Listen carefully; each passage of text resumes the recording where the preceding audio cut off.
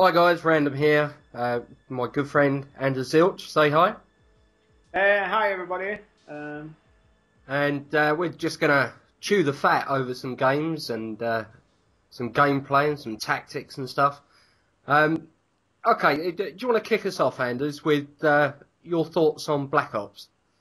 Yeah, well, the Call of Duty series in its whole is pretty much, for me, too much arcadish. I think, as we discussed before we started this episode, the Call of Duty franchise is a very linear campaign, which is on the highest regards B-script action. Yeah. With very little dynamic feature to it. And the multiplayer part is, they've used the same engine, and for me it's almost feeling like Call of Duty 4 Modern Warfare were a starting point for them, and they've used the same engine and the same concept since then, and just rebranding and retweaking stuff. Yeah, but on that point, a lot of people say Call of Duty 4 was probably the best Call of Duty. So is it such a bad thing that it kind of resembles back to that? No, but basically Activision has required the brand Call of Duty, and they made two studios work with the concept and the brand, and more or less made two versions of the same game with the Black Ops series and the regular Modern Warfare series. Yeah. For me, it feels more like Call of Duty 4 Modern Warfare were a game release. And every year after that, they've just released a huge DLC/mod for that first game. Right, yeah. The lifespan of the brand and the game concept. Yeah, because I mean they got it really wrong with Modern Warfare 3. You know, even the fanboys turned around and said that was crap. Yeah, but I haven't obviously played the later games, but from what I've grasped and seen, it's a lot of like let's remake the same weapons, remake the same maps, and just tweak the graphics a bit. And I've heard a lot of complaints about like bugs that's been there since like Modern Warfare 2 are still in Modern Warfare 3, and they haven't tweaked out and sorted out problems. Yeah. In general either. And since they're using the same engine and the same graphic technology, they haven't extended the amount of players, they haven't changed the size of the maps, they haven't really innovated anything. They're just repackaging the same thing over and over again. Yeah. Yeah. It's kind of like in general for the first-person shooter game general. It was back in the day. It was more or less like everything was World War II. Yeah. I had like 5 different game franchises, and all of them just remade the World War II game over and over and over again in different styles. But it's the same war, the same guns, the same concept, and Hitler still lost. Yeah, I mean, I lost count how many times I took Nijmegen, you know, it's it did get a little bit repetitive, but part of me actually kind of wants a World War II shooter to come out. I think the whole modern aspect of, well, Battlefield, Call of Duty, SOCOM, you know, you did loads of them. It's kind of been done now, hasn't it? Yeah. But we still have, I actually went back now from Battlefield 3 to just buy and test out to see like the Battlefield Bad Company 2 Vietnam expansion. Yeah. And that was nice. That was interesting. I played around a bit in it. I would like to see first-person shooters in kind of like take Battlefield 3 concept, but put it in Vietnam, or put it in the Korean Wars, or put it in a fictional version of something. Yeah. I've yet to see the only game that had some sort of connection to that with like good guys and bad guys concept was the Counter-Strike series. But Yeah. Take for instance, if you had like police/military side and the cartel side in South America, why can't we see a Battlefield 3 concept built up about the drug wars in South America? Yeah, because they're not really, well, Battlefield 3 and Call of Duty, they're not really frightened about offending people. I know Modern Warfare 2 had the whole airport scenario where you were playing as a CIA guy going through a Russian airport and killing civilians left, right and centre. Then you had the whole thing with the Taliban come through with that as well. So they're not really frightened about, shall we say, offending political views. So yeah, I mean, there is a game in pre-production at the moment called Police Warfare, which is kind of along the lines of what you're talking about. Yeah, and back in the day, there were a franchise series from Sierra called SWAT, and they had a couple of games like SWAT 3, and they also tried a bit with SWAT 4, where you had actually, you were playing a SWAT force with co-op missions and stuff, and trying to fight bad guys and do house raids and stuff. And that was an interesting concept as well, because that involved a lot of non-lethal methods. Beanbag shotguns and things like that to apprehend the suspects. Yeah, mind you, while we're on the subject of weapons, what do you make of the crossbow? Well, the crossbow, contrary to what many people think, is actually DICE were one of the first ones to innovate and use a crossbow. In Battlefield 2 Special Forces, I think it was, they actually had a crossbow in it. Yeah.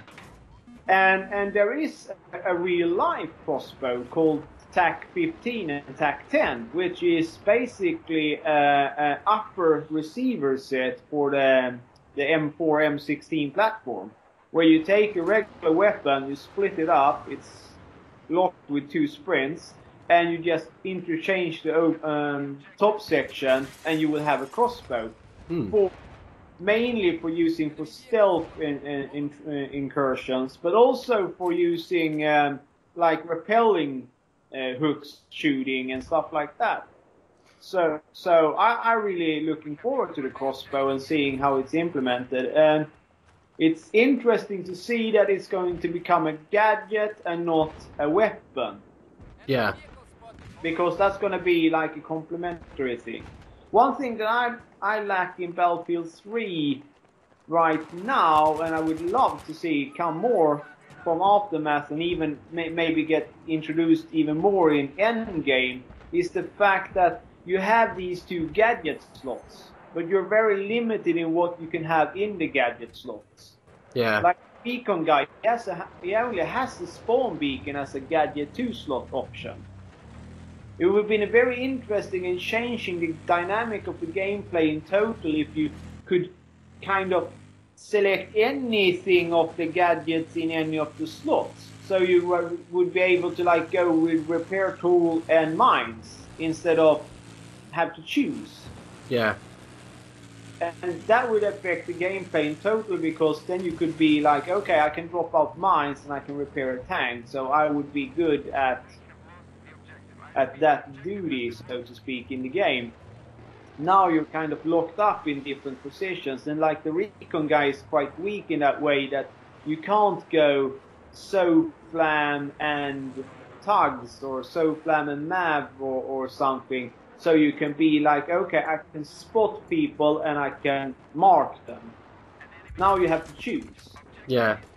It would be a really interesting concept to see a recon guy that could have a SOFLAM as gadget 2 and a MAV as gadget 1, sneaking out to the battlefield, set up a camp, put up a SOFLAM, laser painting like vehicles and aircrafts on the map, while driving around the map and spotting infantry and also spotting tanks and stuff on the ground at the same time. Yeah, it would make them far more useful, definitely. Yeah, and they would become more reconish in working on the battlefield.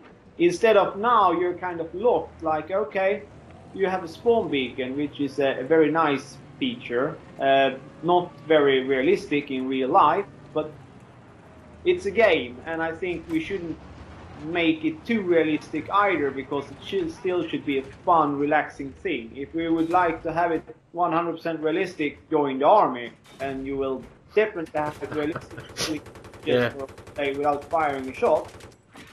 So, put that aside, I would love to see Aftermath and Endgame and even, as we were talking about, Battlefield 4, expanding into and exploring the possibilities of having a more dynamic setup of the characters. Yeah, kind of have your 2 slots, but then have a pool of things to choose from. Yeah. And maybe they still want to limit the gadgets to different classes, but you will be more open on what to use within the class. So you could actually have an RPG and have whatever is going to be available other ways. Yeah. Some should maybe be limited to one of the slots, because carrying, you couldn't run around with both an Igla and an RPG, of course. That could be difficult because you will be obviously overloaded physically if you go looking realistically on things. Yeah, sure. Some gadgets should be available on both slots. So you would have main thing, or if they can tweak the engine to make it so that if you choose something on slot 2 that has a certain amount of parameters in it, you can't choose. Some things will be grayed out in the other slot and vice versa. Yeah.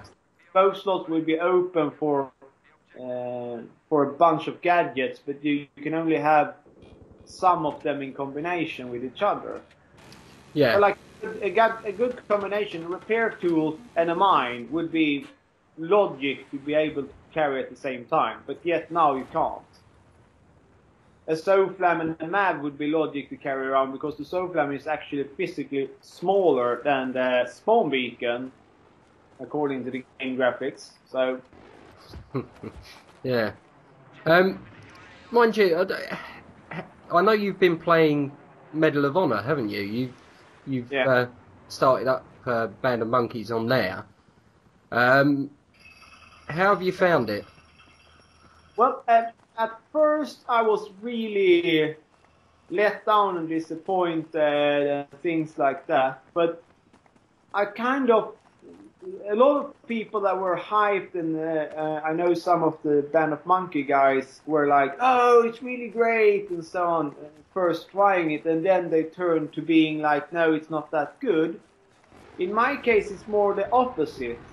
It has a distinct difference from Battlefield series, and I think that's really fine. But you can also see, like, I can, since I've tried Medal of Honor 2010 a bit, I've only played it for 40-50 hours maybe or so, I don't remember. I kind of see things from that game getting into Battlefield 3 from Bad Company 2 when I'm looking back historically. And I can see that things in Medal of Honor Warfighter will be adapted in Battlefield 4, or maybe even DLCs. So they kind of nick ideas and work out tweaks between them. But the distinct difference is still making both games interesting if you just can put aside your preferences and look at them as two separate ways of doing things. Yeah, I mean, Medal of Honor Warfighter tends to kind of bridge the gap, doesn't it, between Battlefield and Call of Duty. So you've got your run and gun gameplay, but it promotes the buddy system teamwork. So Yeah. you're kind of getting the whole idea of playing as a a squad or a team, if you like, as well as trying to go for your. Well, they're not really kill streaks, are they? But you get extra gadgets and things as you accrue points. Yeah, what they've done is actually, and I've noticed it more and more, and realized it more and more during the gameplay. And sadly enough, Medal of Honor has a way shorter lifespan. I'm ranked 97 out of 100 now at 50 hours gameplay. Obviously, I have the benefits of being an elite Battlefield 3 player, but still, looking back, it took about 800 hours to achieve most things in Battlefield 3 and become the famous shit bucket status. Yeah. But in Medal of Honor, you can almost get to that same point game-wise in less than 100 hours as an average player. So the getting into the game curve is remarkably reduced very highly in Medal of Honor, contrary to Battlefield 3, which could be both a good and a bad thing, because if you really like the game, you will continue play afterwards anyway. But in Battlefield 3, you always wanted to keep playing a bit longer because you wanted to go further and you want to achieve things. Yeah, I mean, I don't know whether when they released Medal of Honor, they kind of knew that it would have a fairly short lifespan. I mean, they released it prior to Black Ops 2 being released. And if you stand the two games next to each other, I think most people would pick up Black Ops if they want a run and gun shooter. So I think that they were a little bit clever with the release date on it. But at the same time, a lot of people have mentioned a good number of bugs in Medal of Honor. And I find it kind of sad, really, that developers are happy to let a game be released when it's full of problems. I mean, Battlefield is now over a year old and it still has glitches. And I find that very hard to accept as a consumer. The thing is that it's not the developers, more or less. In this case, we have Activision owning Triarch and whatever the other company is called. I don't remember. That the two game developer companies that publish the two different versions of Call of Duty. And then on the Battlefield side, we have EA owning Danger Close and DICE. Yeah. And since they are owning the development companies, they're basically just two divisions that, by old habits, are named cool names. They're like two different departments in a big house of things, and so they only have two options. Either they have to quit, break out, and try and do something on their own, which actually Danger Close was from the beginning. Danger Close were COD developers. Yeah. They came from Triarch and stuff and broke out and made Medal of Honor series. And then they got bought up by EA, as I understand it. So they're kind of locked in like that. And I'm thinking that Medal of Honor is kind of try new ideas, concepts with a lesser of the greater two. For DICE is a premium for EA. DICE is a cornerstone. They made a Frostbite engine. They have the high-end. They innovate. They do very high-end title stuff, like the Battlefield series. And Danger Close is the smaller of the two, which is riding on the Frostbite engine and trying to feel out different things. They got a lot of problems with the whole thing with using real weapons and promoting stuff and interacting with the real market. A lot of journalists turned it into something really bad and really big. And also they got a lot of problems because they went to talk with real operators to make things realistic. We can talk a whole lot about how realistic the things actually are. But what they did in Medal of Honor is that they made a game that I think is like a breeder for DICE. So what's happening is DICE is making their game, they're releasing it, they're continue supporting the game to extend the lifespan and even grab a lot of money by doing these DLC packs with steady intervals. So if you're really into the battlefield and the more tactical side of things and don't like COD, you could be satisfied within the battlefield world for the whole 2-year cycle until from Battlefield 3 to Battlefield 4, which will be expected to come next fall.